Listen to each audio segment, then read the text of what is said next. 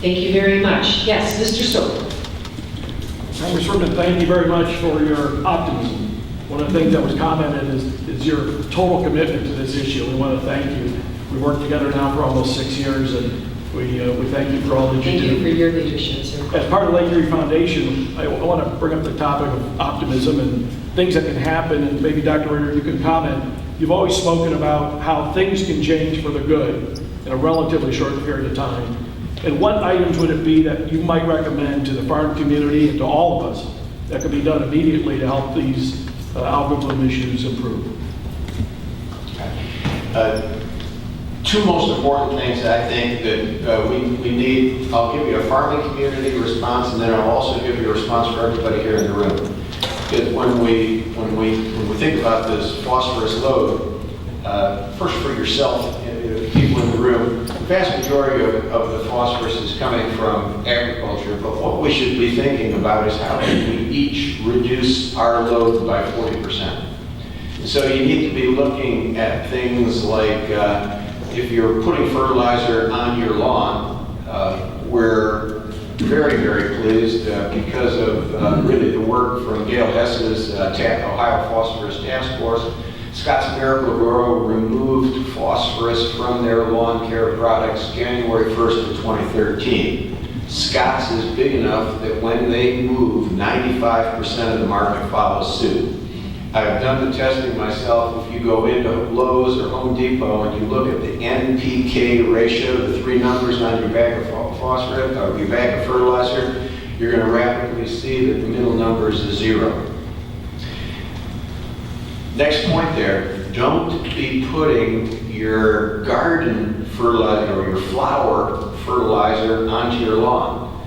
Your flower fertilizers, the things you would put on your flower beds, are still going to have phosphorus in them. They're going to be like 10-10-10s or something like that. Make sure that stays on your garden. Next thing you can do is reduce your own water consumption. One of the speakers, we talked about how it's important to reduce our water consumption. Think about it this way.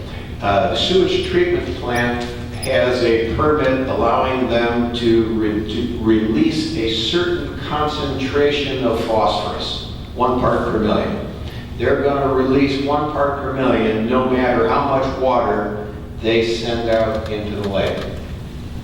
So if you send them half as much water, they're going to, you will cut your own phosphorus load by 50%, if that makes sense.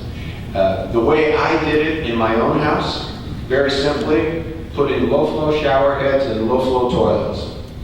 And there are very, very good low-flow toilets on the market right now. There's one, I won't tell you which one it is, but you can see it in Lowe's or Home Depot, and it'll tell you that it'll flush a bucket of golf balls.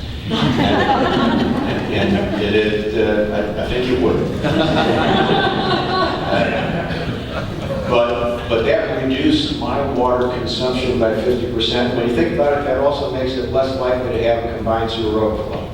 Now, for farmers, big thing for farmers, 2-step. They have a 4 R's, put on the right amount, right time, right place, right way. 2 most important pieces right there. We need the farming community, all farmers, to not apply too much phosphorus. And in this case, I'm making no distinction between manure and commercial fertilizer. You can't, if they only apply what is needed for maximum crop production, we'll be okay.